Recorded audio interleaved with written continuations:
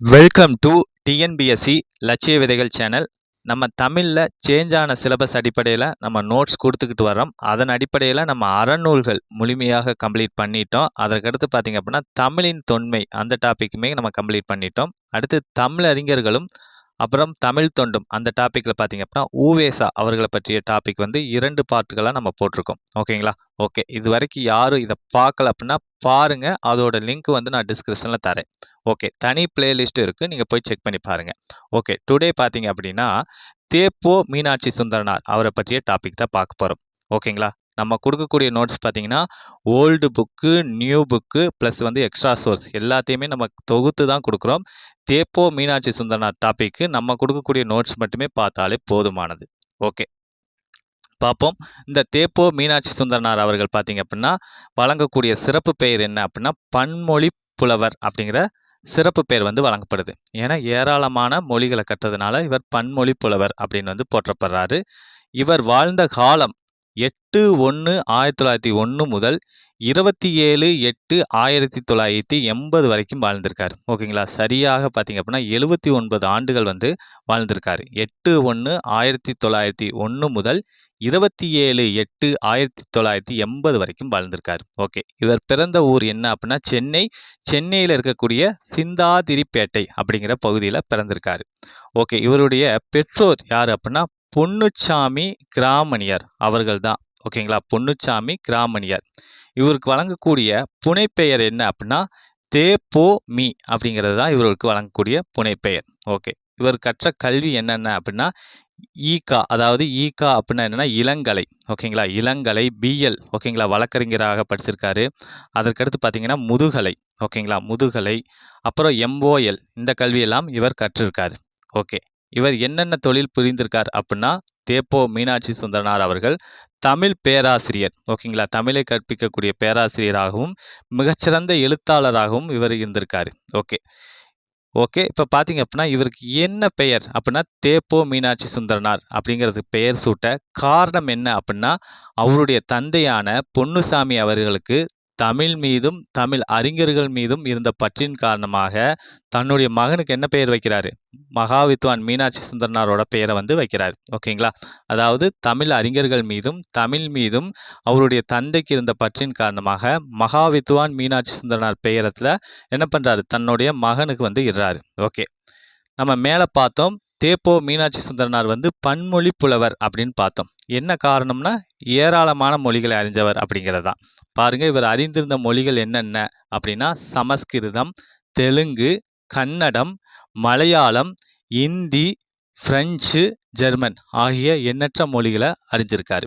Okay, அதே போலவே பார்த்தீங்கன்னா தமிழிலும் ஆங்கிலத்திலும் இலக்கியம், இலக்கணம், வரலாறு, சமயம், ஒப்பிலக்கியம், மொழியியல் குறித்த பல கட்டுரைகளையும் நூல்களையும் திறன் ஆய்வுகளையும் இவர் எழுதியிருக்கார். ஓகேங்களா? இவர் வந்து தமிழ் மொழிக்கு ஆற்றிய பங்கு வந்து அளப்பரியது. ஓகே, இவர் பார்த்தீங்க அப்படின்னா ஆரம்பத்தில் வந்து வழக்கறிஞராகவும் சென்னை மாநகராட்சியோட தேர்ந்தெடுக்கப்பட்ட உறுப்பினராகவும் பணியாற்றியிருக்காரு ஆரம்ப காலகட்டங்களில். அதற்கடுத்து பார்த்தீங்கன்னா மதுரை காமராசர் பல்கலைக்கழகத்தின் முதல் துணைவேந்தராக 1966 முதல் 1971 வரைக்கும் பணியாற்றியிருக்காரு தேப்போ மீனாட்சி சுந்தரனார் அவர்கள். ஓகேங்களா? அதாவது மதுரை காமராசர் பல்கலைக்கழகம் நிறுவப்பட்ட ஆண்டு என்ன அப்படின்னா 1966. அப்போ முதல் துணைவேந்தராக இவர் தான் பணியாற்றியிருக்காரு. 66லேருந்து 71 வரைக்கும் பணியாற்றியிருக்காரு. ஓகே, இவருக்கு வழங்கப்பட்ட விருதுகள் என்னென்ன அப்படின்னா கலைமாமணி, பத்மபூஷன் இந்த விருதுகள்லாம் இவருக்கு வந்து வழங்கப்பட்டிருக்கு. இவருடைய படைப்புகள் காணல் வரி அப்படிங்கிற ஒரு படைப்பு நூலையும் எழுதியிருக்காரு. ஓகே, இவருடைய கல்வியை பார்ப்போம். 1920 தேப்போ மீனாட்சி சுந்தரனார் அவர்கள் பச்சையப்பன் கல்லூரியில் வந்து பிஏ பட்டமும் 1922 பிஎல் பட்டமும் வழக்கறிஞர் பட்டமும் பெற்றிருக்காரு. ஓகே, 1923 எம்ஏ பட்டம் பெற்ற வரலாறு, பொருளியல், அரசியல் ஆகிய துறைகளில் முதுகலை பட்டமும் பெற்றிருக்காரு. ஓகே, 1923 அப்போ என்ன பண்ணுறாரு அப்படின்னா சென்னை உயர்நீதிமன்றத்தில் வழக்கறிஞராக தன்னை வந்து பதிவு செஞ்சுக்கிட்டாரு.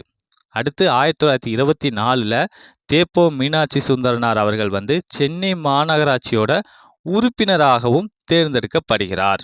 ஓகேங்களா? ஓகே, அடுத்து வந்து 1934க்குள் பிஓஎல், எம்ஓஎல் பட்டங்களும் பெற்றார். ஓகேங்களா? பிஓஎல் அப்படின்னா என்னன்னா பேச்சுலர் ஆஃப் ஓரியண்டல் லேர்னிங், அதுதான். ஓகேங்களா? அதுதான் பிஓஎல் என்னன்னா பேச்சுலர் ஆஃப் ஓரியண்டல் லேர்னிங் அப்படிங்கிற பட்டமும், எம்ஓஎல் பட்டமும் பெற்றிருக்கார், மாஸ்டர் பட்டமும் பெற்றிருக்காரு. ஓகே, இவருடைய தமிழ் புலமையை கண்ட அண்ணாமலை அரசர் வந்து என்ன பண்றாரு அப்படின்னா அண்ணாமலை பல்கலைக்கழகத்துக்கு இவரை வந்து பேராசிரியராக நியமிக்கிறார். எந்த ஆண்டு? 1944 இருந்து 1946 ஆண்டு காலகட்டத்துக்கு. ஓகே, 1958 அண்ணாமலை பல்கலைக்கழகத்தில் மொழியியல் இலக்கிய துறைகளின் தலைமை பேராசிரியராகவும் என்ன பண்ணியிருக்காரு? பணி புரிஞ்சிருக்கிறாரு.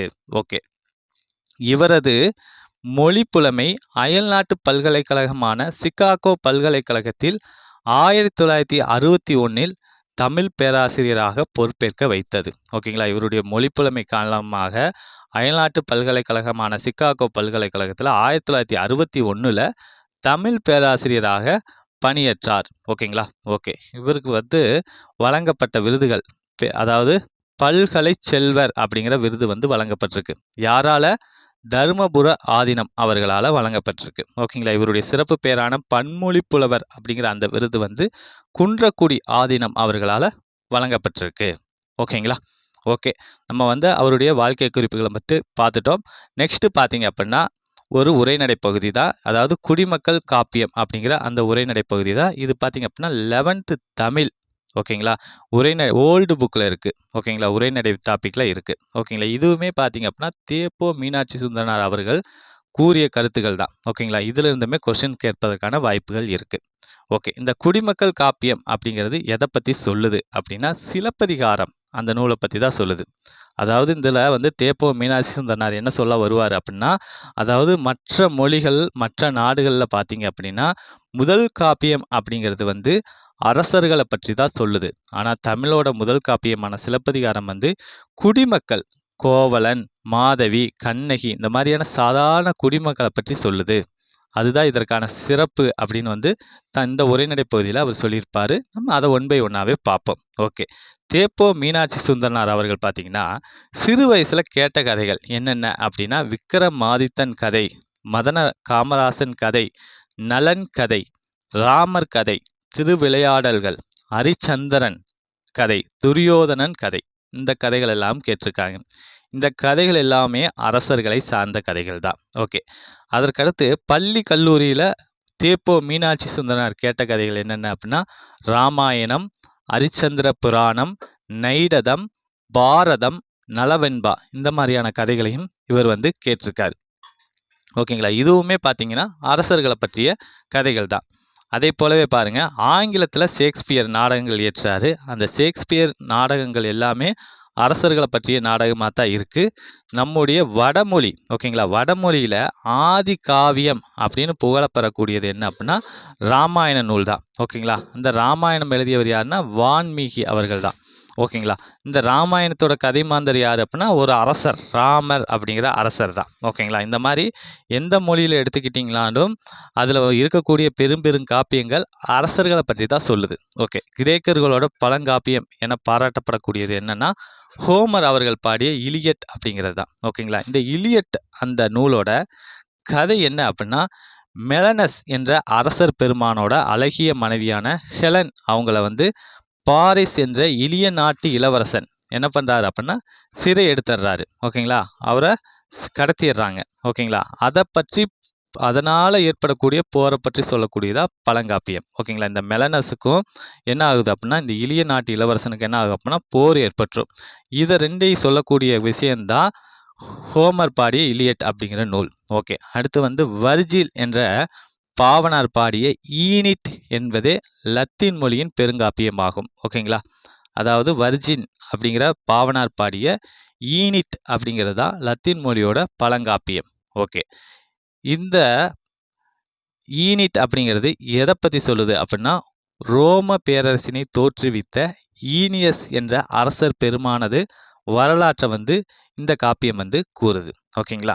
ஓகே, அதாவது பார்த்தீங்க அப்படின்னா தமிழ் மொழி தவிர்த்து மற்ற எல்லா மொழிகள்லையுமே வந்து முதல் காப்பியம் எவர்களை பற்றி கூறுகிறது அப்படின்னா அரசர்களை, மன்னர்களை பற்றி தான் கூறுது. ஓகேங்களா?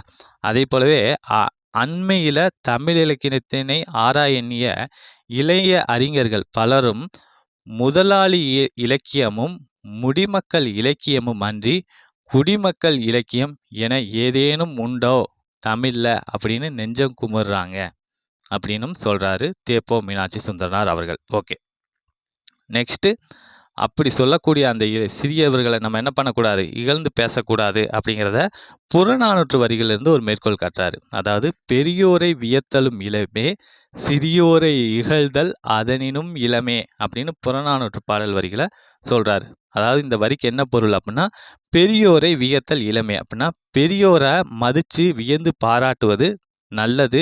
ஓகேங்களா, எளிய செயல் தான். சிறியோரை இகழ்தல் அதனினும் இளமே. ஓகேங்களா, நம்மளை விட சின்னவங்களா இருக்கவங்கள, நமக்கு கீழே இருக்கிறவங்கள என்ன பண்ணக்கூடாது, நம்ம இகழ்ந்து பேசுவது அப்படிங்கிறது ரொம்ப ரொம்ப தவறு அப்படிங்கிறதா இந்த வரிக்கான பொருள். ஓகேங்களா, இந்த வரிகள் வந்து புறநானூற்று நூலில் இடம்பெற்றிருக்கு. பாடியவர் யார் அப்படின்னா கணியன் பூங்குன்றனார் அவர்கள் தான் பாடியிருக்காங்க. ஓகே, நெக்ஸ்ட் வந்து தமிழ் இலக்கிய வரலாற்றில் முதலாக காப்பியம் என சிறப்புற தோன்றியது என்ன அப்படின்னா சிலப்பதிகாரம் தான். ஓகேங்களா, இந்த சிலப்பதிகாரத்தோட கதையை பார்த்துருவோம் நம்ம ஷார்ட்டாக. கோவலன், ஓகேங்களா, கண்ணகி இவங்க 2 பேருக்குமே என்ன ஆகுது அப்படின்னா திருமணம் ஆகுது. இந்த கோவலன் என்ன பண்ணுறா அப்படின்னா தன்னுடைய தவறான முடிவின் காரணமாக கண்ணகியை விட்டு பிரிந்து மாதவியோட வாழ்ந்துக்கிட்டு வர்றான். ஓகேங்களா, மாதவியோட வாழ்ந்துட்டு வர்றா. அந்த ஒரு சூழலில் செல்வத்தை பூராமே மாதவி கொடுக்கறதுனால ஒரு ஸ்டேஜில் என்ன ஆகுது அப்படின்னா அவங்ககிட்ட செல்வம் எதுவுமே இல்லை, ரொம்ப வறுமைக்கு இருக்கும்போது அவன் மாதவி விட்டு வெளியே வந்துடுறான்.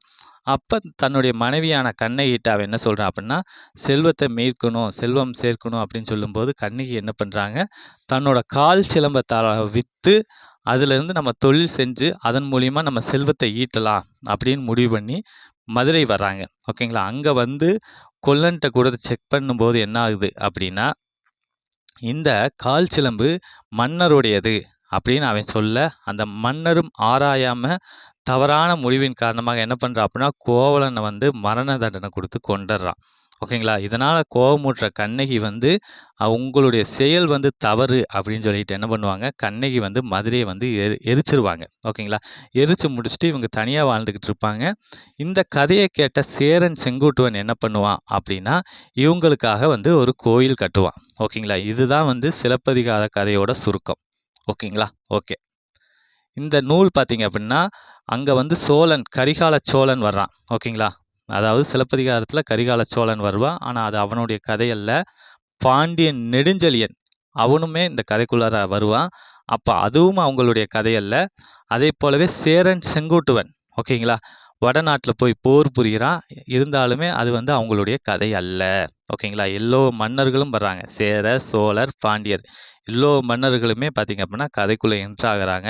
ஆனால் அவங்க வந்து கதை மாந்தர் அல்ல, கதை தலைவன் தலைவி அல்ல.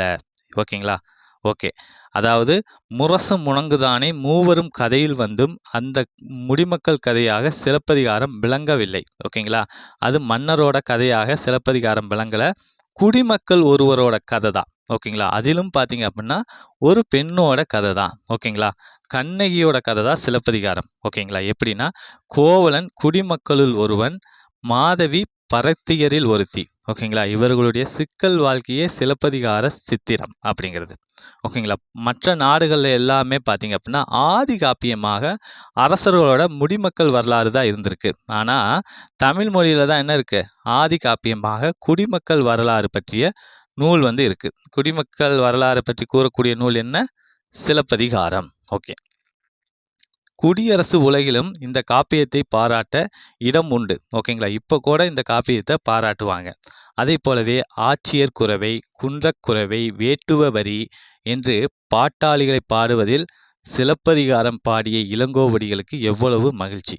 ஓகே, கண்ணகி அவங்க பார்த்தீங்கன்னா சோழ நாட்டில் பிறக்கிறாங்க, பாண்டிய நாட்டில் கணவனை இழக்கிறாங்க, சேர நாட்டில் வந்து தெய்வமாக வாழ்கிறாங்க. ஓகேங்களா, மூவர் பேராசையால் முப்பெரும் துண்டாய் வெட்டுண்டு கிடக்கும் தமிழன்னை கண்ணகியோட வாழ்க்கை வழியே ஓர் உருவாய் உயிர் பெற்று விளங்குகிறாள். ஓகேங்களா, ஓகே, இளங்கோவடிகள் அரசர் குடியில் பிறந்து அரச செல்வத்தில் வாழ்ந்தவர். ஓகேங்களா, இந்த இளங்கோவடிகள் வந்து யாருடைய தம்பி அப்படின்னா சேரன் செங்குட்டுவன் இருக்காரு பார்த்தீங்களா, அவருடைய தம்பி தான் இளங்கோவடிகள். ஓகேங்களா? அதனால தான் என்ன சொல்றாங்க? அரசர் குடியில் பிறந்து அரசர் செல்வத்தில வாழ்ந்தவங்க அப்படின்னு இளங்கோவடிகள சொல்றாங்க. ஓகே. நெக்ஸ்ட் வந்து புது மரபு அப்படிங்கிறது. ஓகே. அதாவது சங்க பாடல்கள்ல சங்க புலவர்கள் வந்து எந்த மாரியான ஒரு உவமைகளை எல்லாம் பயன்படுத்துறாங்க அப்படின்னா, "வஞ்சிமா நகர் போல அழகிய தலைவி." ஓகேங்களா? ஒரு தலைவிய அழகா சொல்லும்போது, அவங்க எப்படி இருக்குது அப்படின்னா, "வஞ்சிமா நகர் போல, வஞ்சி நகர் போல இருக்கு." அப்படின்னு சொல்றாங்க. ஓகே. அதற்கடுத்து, "பழிச்சொல் அம்பலத்தில் ஆரவாரமாகிறது." ஓகேங்களா? ஒரு தவறான பழிச்சொல் வந்து அம்பலத்தில ஆரவாரமாகுது. எப்படி அப்படின்னா, "வெண்ணிப்போர் ஆரவாரம் போல." அப்படின்னு வந்து இந்த உவமைகள வந்து சங்க புலவர்கள் சொல்றாங்க. இந்த வெண்ணிப்போர் அப்படிங்கிறது எத பத்தியது அப்படின்னா, கரிகால சோழனுக்கும் சேர மன்னன் ஒருவனுக்கும் நடந்த போர் தான். ஓகேங்களா? இதுல வந்து கரிகால சோழன் வந்து எய்த அம்பு பார்த்தீங்க அப்படின்னா, அந்த சேர மன்னனுடைய மார்புல வந்து தச்சிரும். ஓகேங்களா? அது மார்புல பட்டு முதுகு வழியா வந்து அது அம்பு வந்து வந்துரும். அதனால அந்த சேர மன்னன் என்ன நினைச்சிருவான் அப்படின்னா, புறப்புண் ஆயிருச்சு அப்படின்னு சொல்லி அத வருந்தி என்ன பண்ணுவான் அப்படின்னா, உயிரவே விட்டுருவான். இப்படி ஆயிப்போச்சே அப்படிங்கிற மாரி நெனச்சு அவன் உயிரவே விட்டுருவான். அதுதான் வெண்ணிப்போர். ஓகேங்களா? அதைப்போல என்னவாகுது அப்படின்னா, பழிச்சொல் வந்து அம்பலத்தில ஓகேங்களா? ஒரு தவறான பழிச்சொல் வந்து அம்பலத்தில ஆரவாரமாகுது அப்படின்னு சொல்றாங்க. ஓகே. நெக்ஸ்ட்டு மாதவியும் கோவலனும் ஓர் உயிரும் ஈருடலுமாக வாழ்கின்ற காதல் வாழ்வே சிலப்பதிகார பூகார் காண்டம். பூகார் காண்டம் எதை பத்தி சொல்லுது? மாதவியும் கோவலனும் வாழக்கூடிய காதல் வாழ்வை பத்தி சொல்லுது. அதே மதுரை காண்டம் வந்து கணவனை இழந்த கண்ணகியோட அவல சுவையோட ஆழத்தை வந்து சுட்டுது. ஓகே. வஞ்சி காண்டம் அப்படிங்கிறது சேரன் செங்குட்டுவன் கண்ணகிக்காக எடுத்த கல்லினை வடவரசர் தலை மீது ஏற்றி வந்த வீரத்தை வந்து பாடுது. ஓகேங்களா? ஓகே. யானையை கொல்லாமலே யானை காலிலிருந்து முதியவனை காப்பாற்றுகிறான் கோவலன். அதைப்போல கருணை மறவனாக காட்சியளிக்கின்றான். ஓகே. கண்ணகி பார்த்தீங்க அப்படின்னா, வீட்டை விட்டு வெளியே வராத பெண் வந்து வெளிநாட்டில் பாண்டியனை வெல்கிறாள். ஓகேங்களா? அந்த சிலம்ப வந்து என்ன பண்ணியிருப்பான் அப்படின்னா, தன்னோட சிலம்பு அப்படின்னு நினைச்சு மன்னன் என்ன பண்ணியிருப்பான் அப்படின்னா, கோவலனுக்கு வந்து தண்டனை குடுத்திருப்பான். ஓகேங்களா? மரண தண்டனை குடுத்திருப்பான். அதனால வந்து கண்ணகி என்ன பண்ணியிருப்பாங்க அப்படின்னா, "இது என்னுடைய சிலம்பு" அப்படின்னு சொல்லி அரசவையில வாதம் புரிஞ்சிருப்பாங்க. அந்த சொல்ல கேட்டதுமே அந்த பாண்டியன் என்ன பண்ணிருவான் அப்படின்னா, உயிர விட்டுருவான். தன்னுடைய தவறான ஒரு செயலின் காரணமாக ஒரு உயிர் போயிருச்சே அப்படின்னு சொல்லி அத வந்து உயிரையே விட்டுருவான். ஓகேங்களா? இந்த மாரி வீட்டை விட்டு வெளியே வராத அந்த பெண் வந்து அரசவையில போயி அந்த மன்னனையே கேள்வி கேட்கறாங்க. ஓகேங்களா? அது கேள்வி கேட்டு அந்த பாண்டியன வெல்றாங்க. ஓகேங்களா? அதற்கடுத்து அவங்க வந்து என்னவாகுறாங்க அப்படின்னா, கடவுளாக மாறுறாங்க. இதெல்லாம் வந்து இப்ப ஓகே. அப்ப பார்த்தீங்க அப்படின்னா, ஒரு பெரிய விஷயம் தான். ஓகே. அடுத்து பரத்தையரை பழிப்பது அன்றும் இன்றும் வழக்கம். பரத்தையர் குடிப்பெண்ணான மாதவி என்னவா ஓங்குறாங்க? கற்பரசியாக ஓங்குறாங்க. ஓகேங்களா? துறவறத்தின் முடிமணியாகவும் என்ன பண்றாங்க? மாதவி அவங்க சிறக்குறாங்க. ஒரு ஆரம்ப காலகட்டங்கள் தான் அப்படி. அதற்கடுத்து அவங்க துறவறத்தோட முடிமணியாக இருக்கிறாங்க. அவங்களோட மகளான மணிமேகலை ஓகேங்களா? உலக குருவாக விளங்குவதனை வந்து மணிமேகலை காப்பியம் வந்து கூறுது. ஓகேங்களா? மணிமேகலையோட கதை தலைவி யாருன்னா மணிமேகலை தான். ஓகேங்களா? அது யாரு? மாதவியோட மகள் தான். ஓகே. நெக்ஸ்ட் திருவள்ளுவர் தமது பொருட்பால்ல குடிகளோடு சிறப்பின வந்து கடைசி 13 அதிகாரத்துல வந்து சொல்றாரு. ஓகேங்களா? ஓகே. அதாவது குடிமக்களோட சிறப்பை வந்து தமிழ்நாடு வந்து இடைக்காலத்துல மறந்திருக்கு. ஆனா திருவள்ளுவர் கூறிய குடியியலோட நுட்பத்தை உணராம அந்த அதிகாரங்களை எல்லாம் என்ன பண்ணியிருக்காங்க அப்படின்னா ஒளிபியல் அப்படின்னு வந்து ஒதுக்கி வச்சிருக்காங்க. அது வந்து புதுமையா அப்படின்னு கேட்டா கிடையவே கிடையாது. ஒளிபியல் அப்படிங்கிறது அனாமத்து கணக்கா, அது என்ன வேண்டாத கணக்கா அப்படின்னு தேப்போ மீனாட்சி சுந்தரனார் அவர்கள் வந்து கேட்குறாங்க. ஓகே. அதே போல நாட்டோட உயர்நிலையாக விளங்கக்கூடிய அந்த பொருட்பாலும் முடிமுனியாக விளங்கக்கூடிய அந்த குடிமக்களை போற்றக்கூடிய அதிகாரங்களை வந்து ஒளிபியல் அப்படின்னு வந்து ஒதுக்குவது வந்து காலத்தின் கோளாறு. அப்படி வந்து அதை வந்து ஒளிபியல் அப்படின்னு வந்து ஒதுக்கக்கூடாது. அந்த குடிமக்களை பற்றி சொல்லக்கூடிய அந்த 13 அதிகாரங்களுக்கும் என்ன பண்ணணும் அப்படின்னா சிறப்பு செய்யணும் அப்படிங்கிறதா தேப்போ மீனாட்சி சுந்தரனார் அவர்களோட கருத்து. ஓகேங்களா? ஓகே. நம்ம இந்த டாபிக்ல பார்த்தீங்க அப்படின்னா தேப்போ மீனாட்சி சுந்தரனார் அவர்களை பற்றிய வாழ்க்கை குறிப்பும் அதை போலவே அவர் எழுதிய ஒரு கட்டுரையும் நம்ம பார்த்துட்டோம். இருக்கக்கூடிய அடுத்த டாபிக் சி இலக்குவானார். அதை பற்றி நம்ம அடுத்த வீடியோவில் பார்ப்போம். தேங்க்யூ.